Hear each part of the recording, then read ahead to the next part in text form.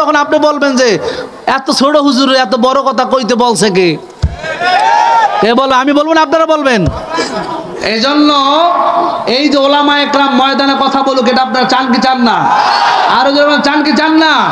এরকম দিনের ময়দানে কাজ হোক, জান্নাতের প্যান্ডেল সাজাক, প্রতি বছর বছর প্রত্যেকটা গ্রামে গ্রামে অপসংস্কৃতি নয়, প্রত্যেকটা গ্রামে গ্রামে গান বাজনা নয়, প্রত্যেকটা গ্রামে গ্রামে কোনো উৎসব নয়, বেহায়াপনা নয়, প্রত্যেকটা গ্রামে গ্রামে, প্রত্যেকটা অলিতে গলিতে, প্রত্যেকটা মাদ্রাসায় মাদ্রাসায়, প্রত্যেকটা মসজিদে মসজিদে, প্রত্যেকটা পাড়ায় পাড়ায়, প্রত্যেকটা যুব সমাজের উদ্যোগে এরকম কোরআনের মাহফিল, জান্নাতের ময়দান প্রতি বছর হবে। আমরা চাই কি চাই না? নারায়ে তাকবীর, নারায়ে তাকবীর। আমরা এরাদা করব এখন থেকে অপসংস্কৃত নয়, অপবেহায়াপনা নয়, প্রত্যেকটা পাড়ায়, প্রত্যেকটা মহল্লায়, প্রত্যেকটা গ্রামে, প্রত্যেকটা গঞ্জে, প্রত্যেকটা মসজিদে, প্রত্যেকটা মাদ্রাসায় এরকম কোরআনের মাহফিল, জান্নাতের বাগান সাজায়া সাজায়া আমাদের যুবক ভাইদেরকে, মুরব্বী বাবাজিদেরকে, পর্দার অন্তরালের মা বোনদেরকে আমরা কোরআন হাদিসের বয়ান শোনাবো। আর এই বয়ান শুনে শুনে তারা ধর্মের উপরে, ইসলামের উপরে অটল থাকবে ইনশাআল্লাহ। আরো জোরে ইনশাআল্লাহ। এই ময়দানে, এই জান্নাতের ময়দান এত সুন্দরভাবে সাজাইছেন। এর আগে আলহামদুলিল্লাহ এত সুন্দর বাগান হয়েছে, কিন্তু এরকম মানুষের সমাগমের আগে এখানে হয় নাই। হয়েছে নি? এরকম বড় সমাগম, এরকম বড় সমাবেশ, বড় ওয়াজ মাহফিলের আয়োজন হোক। আমরা চাই কি চাই না? দেখি কারা কারা চাই না, কারা কারা চাই না? সবাই চান আলহামদুলিল্লাহ, হোক আলহামদুলিল্লাহ। চান তো যারা যারা চান এই মাহফিল প্রতি বছর হোক। আপনাদের কাছে আমার উদারতা আহ্বান, এই মাহফিলের জন্য, এই প্রোগ্রাম প্রতি বছর হবে, এই প্রোগ্রামের জন্য, এই কোরআনের মাহফিলের জন্য, কোরআনের বাগানের জন্য, কোরআনের জান্নাতের বাগানের জন্য কোন আল্লাহর বান্দা আছেন নগদ 1000 টাকা দেবেন? হুজুর আমি নগদ 1000 টাকা দিব, এই মাহফিল হোক প্রতি বছর। আমি এই মাহফিলের পক্ষে, কোরআনের পক্ষে, ইসলামের পক্ষে। কয়েকটা যুবক ভাই দাঁড়ায় যান, কয়েকটা বৃদ্ধ বাবাজি দাঁড়ায় যান। কোন মায়ের ভাগ্যবান সন্তান আছে? এত সুন্দর ইমানি জজবাওয়ালা বয়ানের পরে, এরপরেও আপনারা এখন দুরূদ শরীফ পড়তে চান না। রাসূলের ভালোবাসা আমাদের ভিতরে আছে না কমছে? আওয়াজে তো বোঝা গেল যে রাসূলের ভালোবাসা নাই।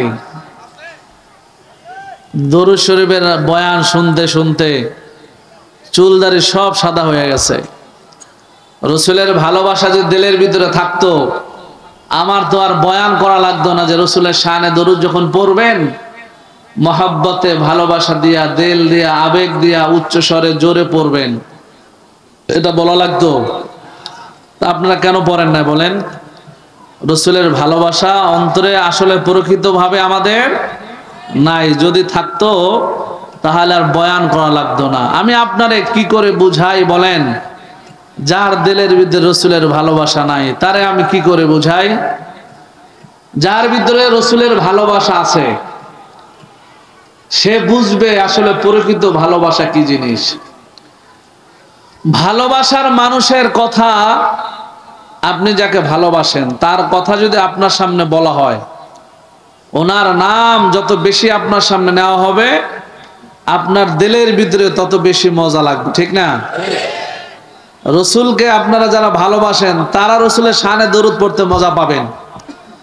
আর যার দিলের ভিতরে রসুলের ভালোবাসা নাই তারে আমি কি করে বুঝাই যে রসুলের শানে মহব্বতে দরুদ পড়লে, অন্তরে ভালোবাসায়, ভালোবাসা দিয়ে পড়লে অন্তরে মহব্বত জাগে, ভালোবাসা বৃদ্ধি পায়, দিলের ভিতরে শান্তি লাগে।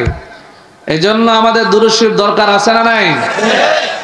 আর যারা বলেন আছে না নাই? কার কার রাসূলের শানে দরুদ পড়া দরকার নাই? কেউ ভাই জোশের সাথে হুশ হারায় ফেললে হবে? ইমানের সাথে, ইমানওয়ালার তো জোশের সাথে হুশ চাই। কি বলেন?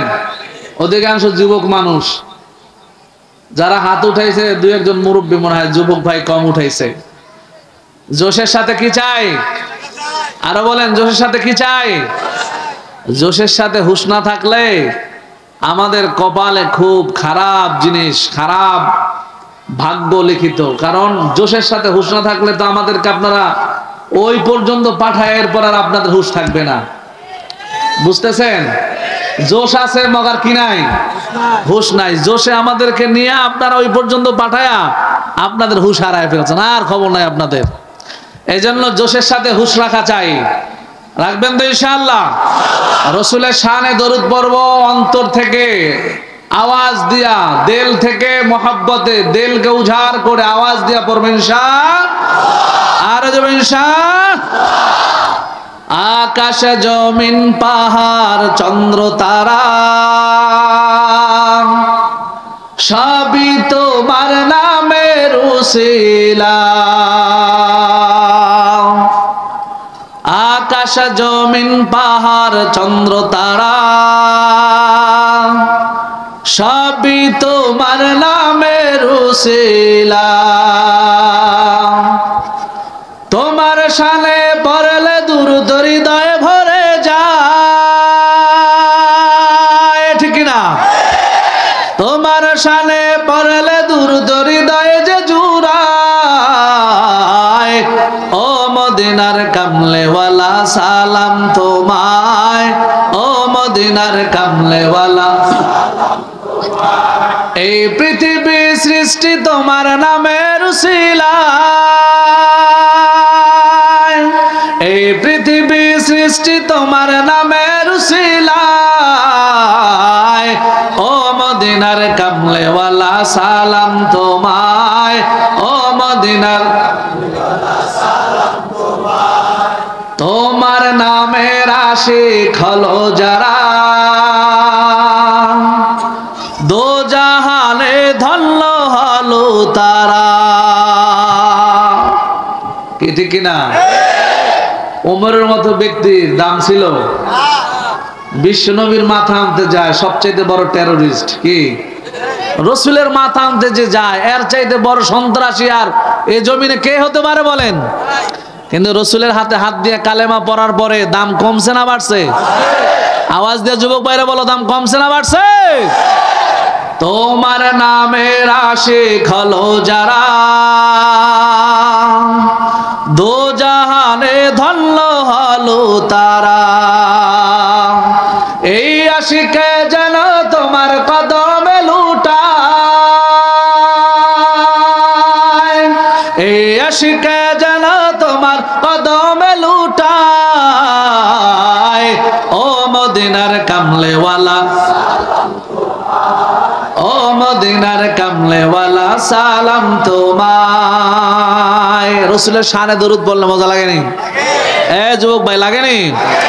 মোহাব্বত আওয়াজ একটু জিকির করি, লা ইলাহা ইল্লাল্লাহ, লা ইলাহা ইল্লাল্লাহ,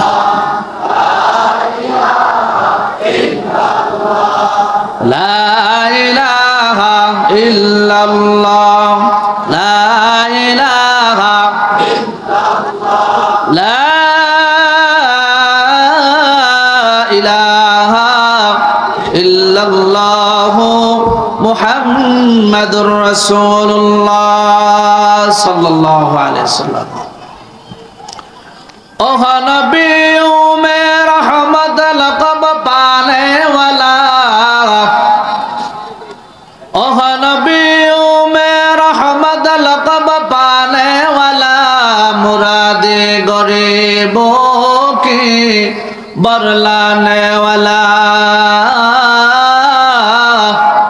मुरादे गरीबों की बरलाने वाला, फकीरों का मलजा,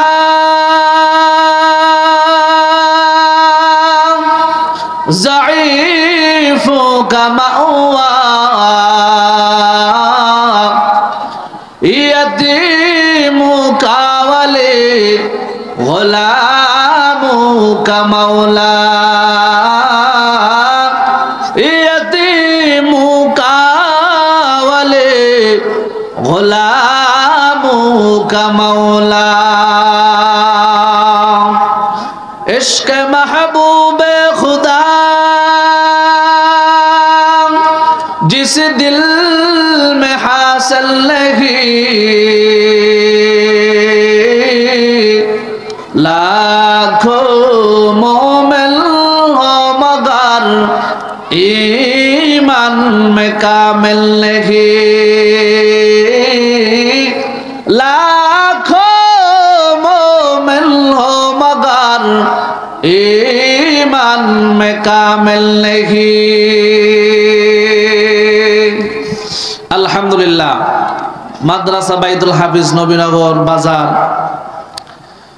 পূর্ব গোপালনগর ফতুল্লা নারায়ণগঞ্জ 15তম বার্ষিক ওয়াজ মাহফিলে উপস্থিত সম্মানিত সভাপতি, প্রধান অতিথি, বিশেষ অতিথি বৃন্দ, দূর দূরান্ত থেকে আগত আল্লাহ পাকের আশিকিন, জাকিরিন, শাকিরিন, মুহিব্বিন, মুরব্বিন আযম, কলিজার টুকরা আমার সমবয়সী যুবক বন্ধুগণ, স্নেহের ছোট ভাই, পর্দার আড়ালে অবস্থানরত শ্রদ্ধেয় সম্মানিত মা ও বোনেরা, দয়াময় আল্লাহ তাআলার দরবারে লাখো কোটি শুকর ও সুজুদ যে আল্লাহ সুবহানাহু ওয়া তাআলা অত্যন্ত ভালোবেসে মহব্বত করে আমাদেরকে এই জান্নাতের ময়দানে আসা এবং বসার তৌফিক দিলেন। এজন্য সেই মহান স্রষ্টার দরবারে অন্তর থেকে আওয়াজ তুলে উচ্চ কণ্ঠে সকলে কালেমাতুশ শুকর আদায় করি আলহামদুলিল্লাহ। লক্ষ কোটি দরুদ ও সালাম বিশ্ব মানবতার কান্ডারি, বিশ্ব মানবতার মুক্তির দিশারি ইমামুল মুরসালিন জনাবে মুহাম্মদুর রাসূলুল্লাহ সকলেই বলি সাল্লাল্লাহু আলাইহি ওয়া আলিহি ওয়াসাল্লামের উপর। সর্বোপরি শুকর যে দয়াময় আমাদেরকে ভালোবেসে, যে প্রেমময় আমাদেরকে মহব্বত করে সুস্থতার সাথে এই জান্নাতের ময়দানে আসা এবং বসার তৌফিক দিলেন। এজন্য আরো একবার ওই মালিকের দরবারে কালেমাতুশ শুকর আদায় করি আলহামদুলিল্লাহ। লম্বা আলোচনা নয়, আলোচনা আমরা সবাই জানি কম বেশি।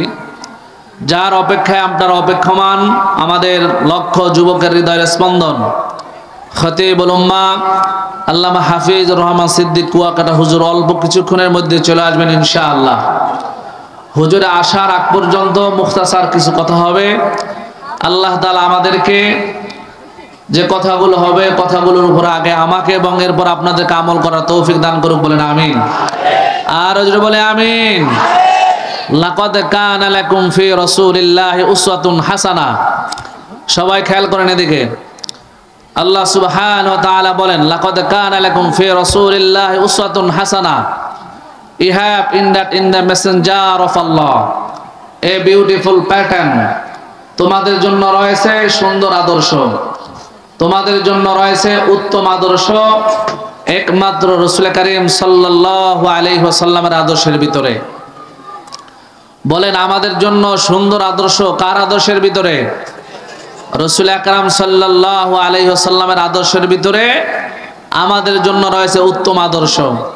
কিন্তু আমরা উত্তম আদর্শ বাদ দিয়ে এখন অপসংস্কৃতি সয়লাবে আমরা জড়ায় পড়ছি।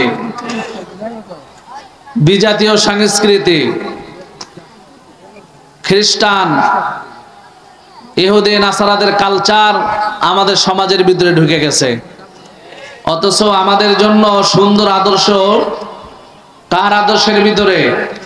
রাসূল আকরাম সাল্লাল্লাহু আলাইহি ওয়াসাল্লামের আদর্শের ভিতরে। যুবক ভাই, আজকে তুমি বলো, আমরা মনে করি যে রাসূলের আদর্শ সুন্দর নয়, অথচ সার্টিফিকেট দিয়েছেন আল্লাহ সুবহানাহু ওয়া তাআলা। বলেন তোমাদের জন্য রয়েছে উত্তম আদর্শ কার আদর্শের ভিতরে? রাসূল আকরাম সাল্লাল্লাহু আলাইহি ওয়াসাল্লাম আদর্শের ভিতরে। রাসূলের আদর্শ যে গ্রহণ করছে দুনিয়ায় সে সম্মানিত হয়ে গিয়েছে, পরকালে সে কি হয়ে গেছে? আল্লাহ তাআলার কাছে দামি হয়ে গেছে। দুনিয়ায় কে রাসূলের আদর্শ গ্রহণ করছে?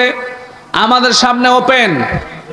আমরা চতুর্পার্শ্বে তাকাইলে সারা ওয়ার্ল্ডের ভিতরে আমরা যদি তাকাই দেখতে পাই যাদের কোনো সম্মান ছিল না, ইজ্জত ছিল না, দাম ছিল না, কদর ছিল না, এই সমস্ত মানুষগুলো যখন রাসূলের আদর্শে আদর্শিত হয়েছে, রাসূলের সুন্নতি ছায়াতলে যখন এসেছে, আল্লাহ তাআলা এই মানুষগুলোর সম্মান দুনিয়ায় বাড়ায় দিয়েছে, ঠিক না? বলেন আমি আপনাদের সামনে প্রথমে যে রাসূলের সাহাবীর কথা বললাম, হযরত ওমর রাদিয়াল্লাহু তাআলা আনহু সবচেয়ে বড় টেররিস্ট ছিলেন ইসলামের পূর্বে। কারণ মক্কায় ঘোষণা করা হয়েছে রাসূলের মাথা যে এনে দিতে পারবে তাকে 100 লাল উট হাদিয়া দেওয়া হবে। কত? যুবক ভাই আপনারা আছেন না ঘুমায় গেছেন? কত উট? সবাই বলেন কত উট? 100 উটের লাল উটের দাম কেমন আপনাদেরকে ছোট্ট সময় নিয়ে एग्जांपल দিলে আপনারা বুঝবেন। অল্প সময় বলে আপনাদেরকে 100 লাল উটের দাম